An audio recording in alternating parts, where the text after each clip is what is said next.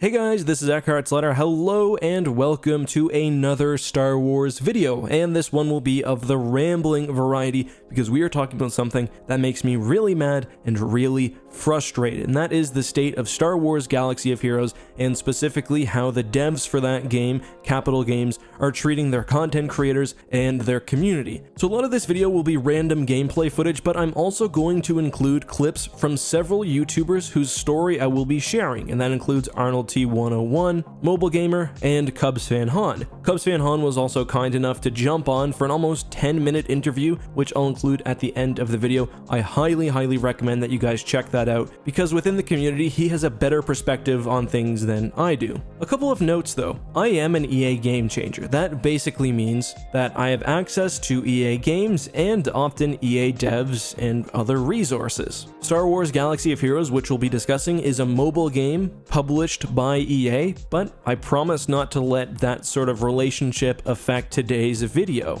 For clarity, I also consider myself to be friends with everybody in this video, but I think the facts here are pretty straightforward. So, Star Wars Galaxy of Heroes is a collection gacha game. Galaxy of Heroes has a very strong and vibrant community. It has several large content creators, and right now it's the biggest Star Wars mobile game. Galaxy of Heroes has a lot of controversy associated with it because of what some see as predatory pricing. Now, I won't cover that too much today, but I've done a whole video on it called The State of Star Wars Mobile Games, which you can look up. So, the largest Star Wars Galaxy of Heroes YouTuber is named Arnold T101. He makes really funny and informative videos, usually mixing those elements to do breakdowns of the game, like which heroes are best, which new raids you should focus on, and how you should best farm for upcoming events. Star Wars Galaxy of Heroes is constantly releasing new characters, there's an evolving meta, and the barrier for entry for some of these new characters is extremely high. I'm talking thousands and thousands of dollars, because each new event will typically have required characters that you need to even try to unlock something new, let alone max it out. So I'm making this video because today the account that Arnold used to get access to most of these characters has been officially banned from the game. Now guys, he made a video detailing all of this, and I'm gonna link to that down in the description. I highly recommend you guys check out Arnold's video and go subscribe to him. He makes phenomenal content, he's a fellow lawyer, and he's really funny. I don't want to be seen as profiting off this whole situation, but I want to enlighten you guys to what's going on, so I recommend that you get first-hand accounts from the players. So yeah, links down below. Anyway, Arnold wasn't banned for cheating or for hacking. He was banned by what Capital Game called repeat offenses, including account sharing. Now, technically, account sharing may be banned somewhere far down into the terms of services, but it seems to be very infrequently enforced, and the situation here definitely doesn't necessitate a full ban. So typically, account sharing is meant to protect against multiple users playing the same account as a way to gain an unfair advantage. That wasn't really what happened here though. Arnold was using the account of what the community calls a Kraken. That's a player who is above whale status when it comes to microtransactions. By Arnold's guesstimation, the person who originally owned this account probably spent at least 50,000 real dollars on microtransactions. This allowed him to get a lot of the characters, not all of the characters mind you, and basically provided Arnold with a base to unlock future characters without having to spend more of his own money. Still, when new characters came out, like Rey for example, he would still have to make his own purchases to unlock them. So basically someone spent a lot of money on the account, they got it to a high level, then they give it to Arnold, who has been using it to make these videos that I've been discussing. Again, largely with a focus on things like unlocking new characters and beating events. And these are really key things that the community needs. Most games which have an evolving meta, like for example Clash Royale, will have several content creators with test accounts so they can show off new characters and also help on the dev side with things like balance changes. The need for good sources of information like this is even more important in Galaxy of Heroes because of the high barrier to unlocking basically everything, much less maxing it out. Unfortunately, Capital Capital Games has a consistent history of silencing people within the community. So when I first met Arnold and Mobile Gamer and Cubs fan Han, they were a part of the EA Game Changers program for Star Wars Galaxy of Heroes. That basically gave them extra access to the game, it allowed them to communicate with developers, and it was a benefit to both the community, the creators themselves, and EA and Capital Games. That was back in 2017 when I was in San Francisco for Star Wars Battlefront 2. However, since then, Capital Games removed the Game Changer program, which to my knowledge is unique among EA studios. Basically, everyone loves Game Changers because we don't have to sell out for EA. We're allowed to speak our minds, obviously, because I'm doing this video and because I gave a very harsh criticism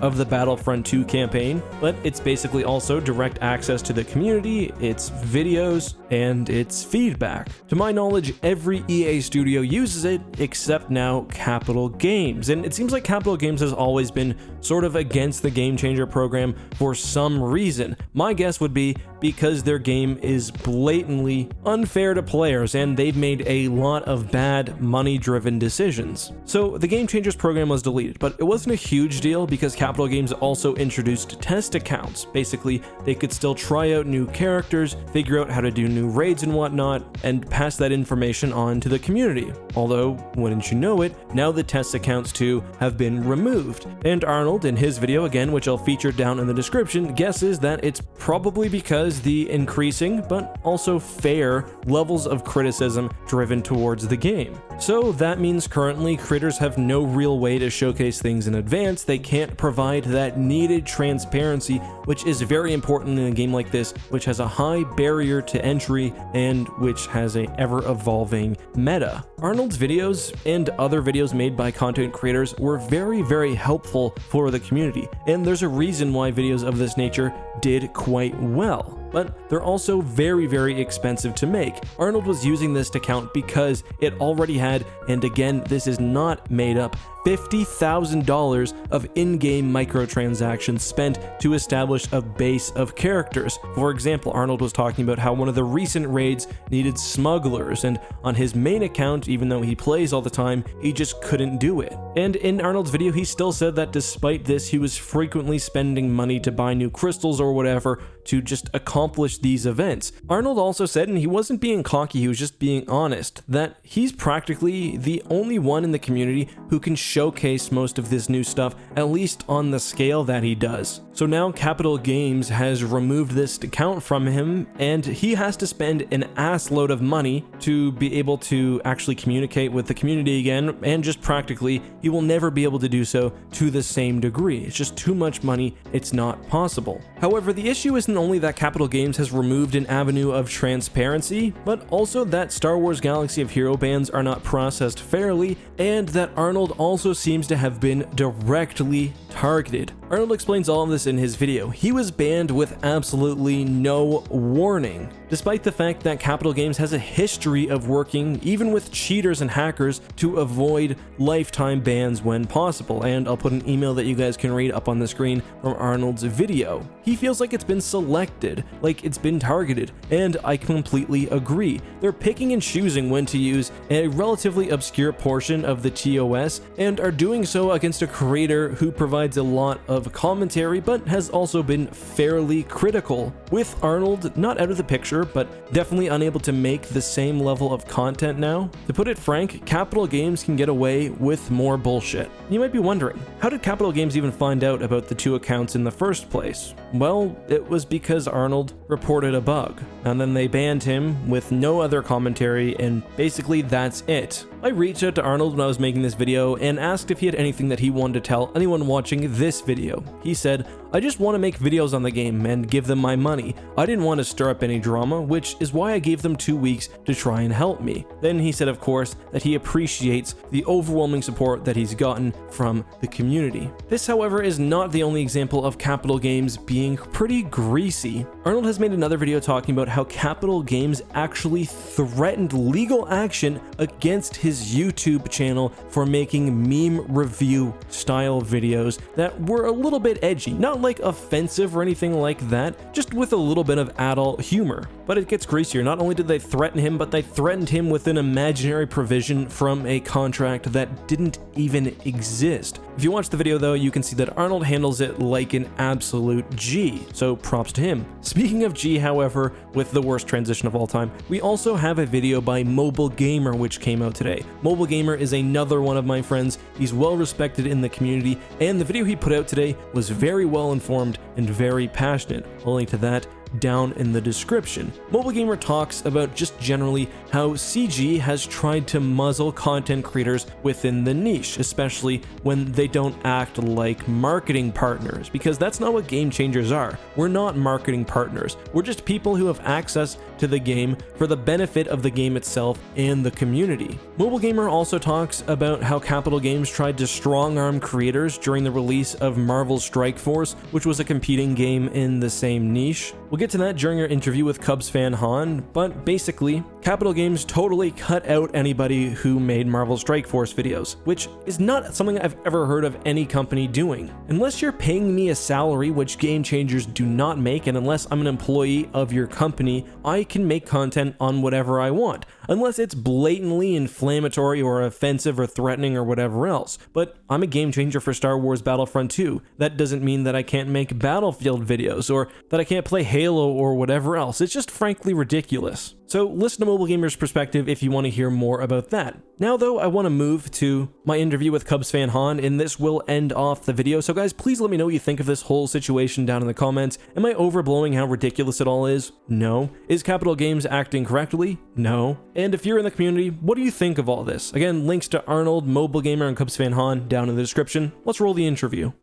Alright guys, so beyond just talking about this issue, I thought I would ask somebody in the community, so I've brought my good friend Cubs fan Han onto the channel, and he's going to talk about some of the issues about Capital Games, how they interact with the community, and just the general state of the game right now. So yeah, if you just want to give me your thoughts generally on the community as it stands right now, that would be great. Yeah, so it's such an interesting animal, and I want to say, first of all, EckhartsLadder, I appreciate you kind of giving some wind to this issue outside of the Galaxy Heroes community, because I feel like we're all sitting here in this little pocket of the galaxy. We're diehard Star Wars fans like everyone here, and we found this game that we really love to celebrate our Star Wars fandom with. And the game itself, Star Wars Galaxy of Heroes, is a game that for many of us is extremely satisfying, something we've dedicated 4+ years of our lives to.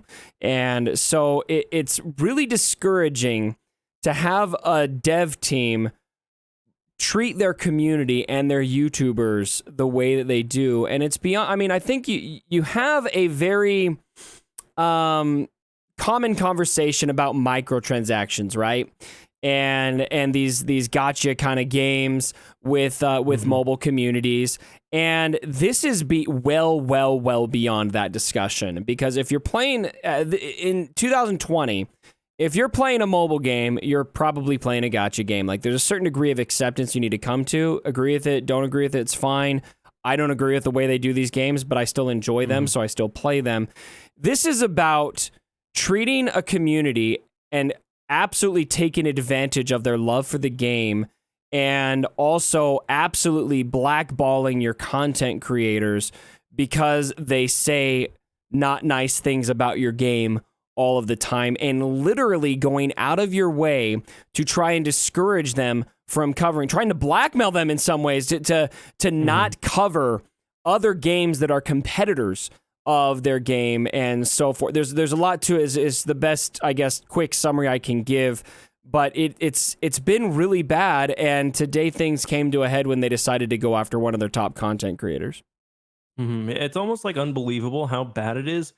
And yeah, we were both at the event, the other EA event for Jedi Fallen Order in LA, and that's kind of the strange thing too, because EA generally treats their creators really well, and from everything that I've been involved with EA, they've been like really focused on the fact that they want their creators to feel like they can speak honestly, and it kind of seems like this whole kind of beef between it, because it does seem like there's a real beef between the content creators and Capital Games. And it does seem partially like that's due to they just don't like the content. Maybe they don't like you guys shining light on the best way to grind certain characters or which things you should or shouldn't be spending money on.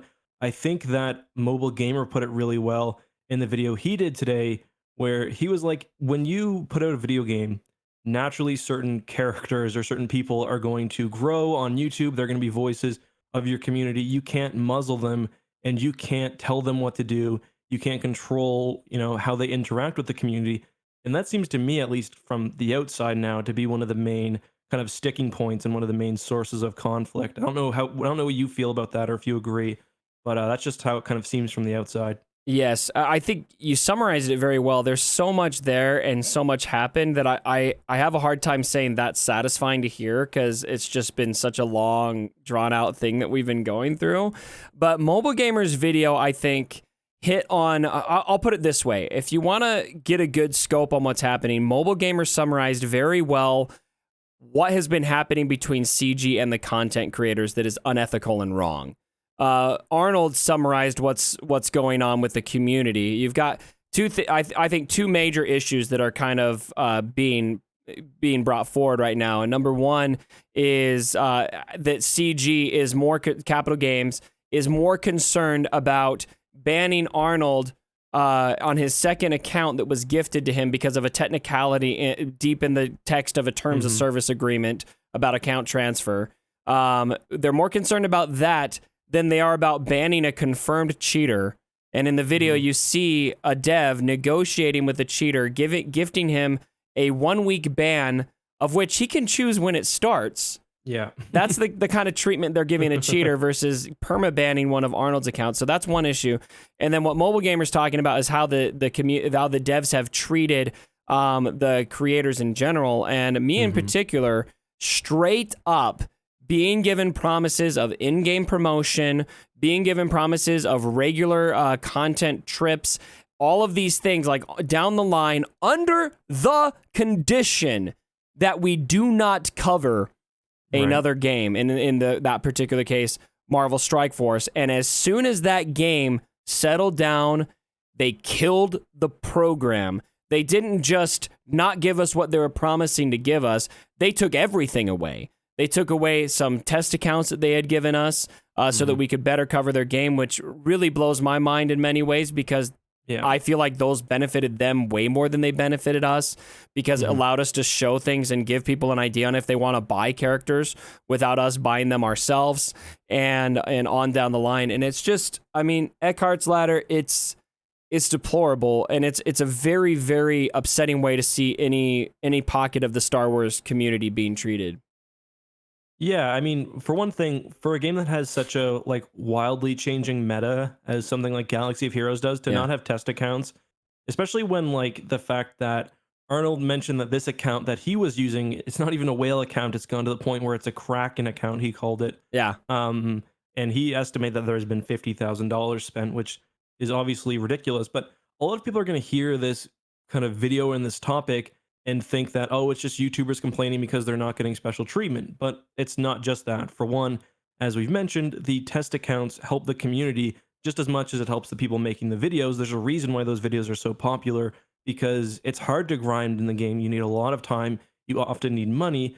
But more than that, like you just mentioned, it's also promises. Like, you didn't make games for Marvel Strike Force, and one game like that can easily make or break a YouTube channel. Like, if you guys aren't YouTubers, you might not know, but there are YouTube channels like Arnold, like all of you guys, who make content basically around one game, and the chance to expand to a second game, especially when it's blowing up like Marvel Strike Force was, that's a huge opportunity cost for you to not make those videos, and then to kind of just drop you like that and to not come through on their bargain, and to end the Game Changer program, which all other EA studios have universally embraced. Look at Battlefront 2. Look at how they interact with Elliot, who's their big creator. It's night and day. And as a Game Changer myself, it doesn't make sense to me.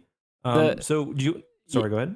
The Battlefront 2 devs, DICE has treated me a bazillion times better than I've ever been treated by Capital Games, and I've never gained traction on their game. I tried to cover their game for a while I was trying. They flew me out to Germany to go to Gamescom. They took me out to go to the Fallen Order event, which I saw you at, and amongst other things, and have had very good communication with me. Meanwhile, I mean, I haven't told you. You talk about a game maker breaking a channel. I don't know if you and me have had this discussion. And call me butthurt, call me what you will, but I did post 2 videos on Marvel Strike Force, one of which hit over 80,000 views, which for a brand new mobile game and for my channel was massive. And I handed that over and gave that up for those promises. And so I feel that this is when my channel was very new, right? And so I was still learning how to interact with devs. I didn't know if Marvel Strike Force was going to be successful. And I just got sweet talked, and I feel really dumb about it, and I would never do that now. But yeah, it's exactly what you said it is, and that's exactly what happened. And it's amazing that they will not. It's amazing that I can get better communication from a studio that I've given very little back to in terms of exposure, because I just haven't gained the traction. It's amazing that they will be that interactive with me, and I can't get a single word out of a studio that I post a video on every day. So besides for that, are there any other kind of big issues that people who aren't in the Star Wars Galaxy of Heroes community might not already be aware of? Because this definitely is a trend. I know that Arnold had some stuff with his meme review episode that's I've kind of covered earlier in the video. Anything from your end that's really notable, you think? These are the big issues that I've been hitting on and I've been talking about. I think you can get into just general game management and some grievances that we're upset with, as far as a very severe lack of content. The content we are getting is not very desirable right now. The communication is bad. But those things are just general bad game management items on their end that I don't think that the community at large may care a ton about. Like, I care deeply about it because I love their game. But the bigger issues that I think would catch the radar of people who aren't playing this game, and it's something that I sincerely hope catches the radar of executives who are concerned about their IP and how their IP is being treated, and how creators champion in their IP. I mean, something I think you'll find at EckhartsLadder with the Star Wars Galaxy of Heroes community is you have some of the most hardcore Star Wars fans. Hardcore. These are vicious Star Wars fans who love their Star Wars passionately. I have had some just insane debates on Star Wars with these guys, and they are being treated by this studio very, very poorly. And to me at this point, it just feels like it is 100% just taking advantage of fandom and calling our bluff that we won't quit because we love their game too much. So I think that covers pretty much any. Sorry, I'm just gonna cut that part out. So I think that covers pretty much everything. Do you want to take a second to tell the fine folks watching how they can get more wonderful Cubs fan Han content? Are you streaming tonight, first of all? Yeah, I stream on Twitch every day, Monday through Friday, for about 10:15 a.m. Pacific Standard Time. So that'd be one of the best places. And then if Galaxy of Heroes does interest you, I share Galaxy of Heroes videos every day, and I've started branching out to another game that's like Galaxy of Heroes called Disney Sorcerer's Arena as well. Is that mostly what you're streaming on Twitch now? Yeah, those 2 games, and then we talk a lot about Star Wars too, though. Yeah, I did see, because you post a lot of the highlights on your YouTube channel as well, and you've got a cool little podcast vibe going, which is good. But guys, if you want links to Cub's channel, you can check the description. He's a personal friend of mine. I highly recommend you do so. And you've gone full time now, right? Yeah, I've been full time. It's just a couple months after I lost Salyu. I went full time end of last year, and man, it's been over 6 months now, and it's been so great. I love it. There it is. Thank you very much, Cubs. Appreciate it, buddy. Thank you.